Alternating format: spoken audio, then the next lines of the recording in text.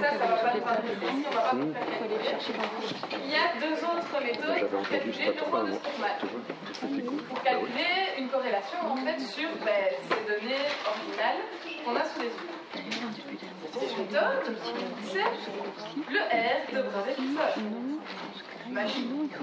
Parce qu'en fait, ce que vous pouvez appliquer à des données métriques, vous pouvez pas l'appliquer normalement à des données originales, mais ce que vous pouvez appliquer à des données originales, en fait, les données métriques, ça marche.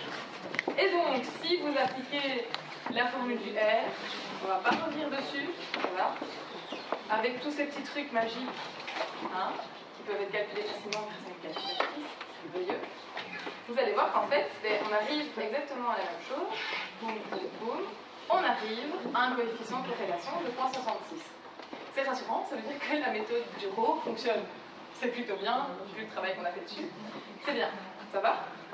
Donc, si vous avez des données sur lesquelles vous devez calculer un rho, sachez que sur ces mêmes données, vous pouvez calculer un R. La troisième méthode, c'est ma préférée, c'est d'utiliser la calculatrice. Ça va? Il y avait une quatrième méthode qui est le logiciel statistique, qui fonctionne très bien aussi, ça va, qu'on va avoir le temps de voir avec vous de long en large. Mais en gros, vous introduisez les rangs, et puis c'est parti, comme si vous étiez un R de Brodel-Wilson. Donc vous utilisez le menu 2 variables et vous introduisez les X et les Y, et plutôt que des données métriques comme pour un R standard, vous introduisez les rangs. Et le R sera en fait la valeur du rho. Ça marche dans la calculatrice de tout le monde. Ok. Ça, c'est le truc que je donc, retenez qu'il y a le calcul du rho classique, le calcul du R de Brodel-Wilson et la calculatrice. Magique. Donc à l'examen, c'est toujours bien de s'en souvenir, parce que si on vous demande de calculer le rho de Spearman avec la première méthode, vous pouvez vérifier avec la calculatrice.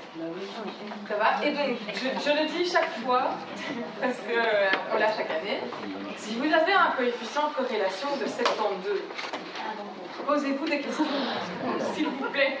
Ça va? Coefficient de corrélation de moins 20 à 1, toujours. Ok? Et n'oubliez pas, si on vous demande de le faire, de calculer la corrélation et d'inférer, d'aller jusqu'au bout du test. Ça va?